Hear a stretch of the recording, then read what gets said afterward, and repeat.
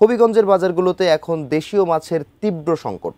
একসময়ে এসব বাজারে দেশীয় মাছের ভরপুর ছিল, সাধারণ আয়ের মানুষও সহজে কিনে খেতে পারতেন, কিন্তু এখন দেশীয় মাছ প্রায় নেই বললেই চলে। এ বিষয়ে বিস্তারিত জানিয়েছেন প্রতিনিধি আলামিন খান। সবচেয়ে যে বড় পাইকারি মাছ বাজার হবিগঞ্জ জেলার এই মাছ বাজারে আমি দাঁড়িয়ে আছি। যদি আপনাকে বলি যে এই মাছ বাজারে এবং হবিগঞ্জের বাজারগুলোতে এখন দেশীয় জাতের যে মাছ সেটি কিন্তু তীব্র সংকট দেখা দিয়েছে। বিশেষ করে দেশীয় জাতের মাছ এখন নেই বললেই চলে। যে চাষের মাছ রয়েছে সেগুলো মাছ আসলে আহ, সাধারণ মানুষ বা নিম্ন আয়ের মানুষ, আপনাকে বললাম যে সেটি কিনা আসলে অসম্ভব হয়ে দাঁড়িয়েছে।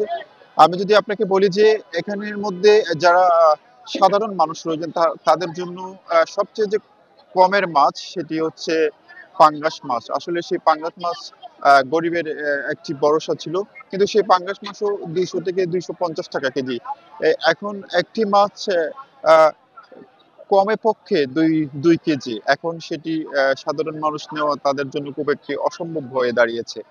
আর যদি আরেকটা জিনিস আপনাকে বলি যে এখানে যে চাষের মাছ আরো রয়েছে, যেমন বিকেট, রুই, এগুলো কিন্তু অনেক ওজন বা অনেক বড়, সেটি চাষের মাছ, তো সে কারণে এই মাছের বড় করে কিন্তু মৎস্যজীবীরা বিক্রি করেন।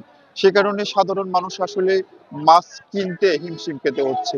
আমরা মৎস্য বিভাগের সাথে কথা বলেছিলাম, তারা আমাদেরকে যতটুকু জানিয়েছেন যে দেশীয় মাছ রক্ষায় তারা বিভিন্ন ধরনের পদক্ষেপ নিচ্ছেন এবং আশা করছেন যে হবিগঞ্জে আবারও এই দেশীয় মাছ পাওয়া যাবে। তো এই ছিল সর্বশেষ।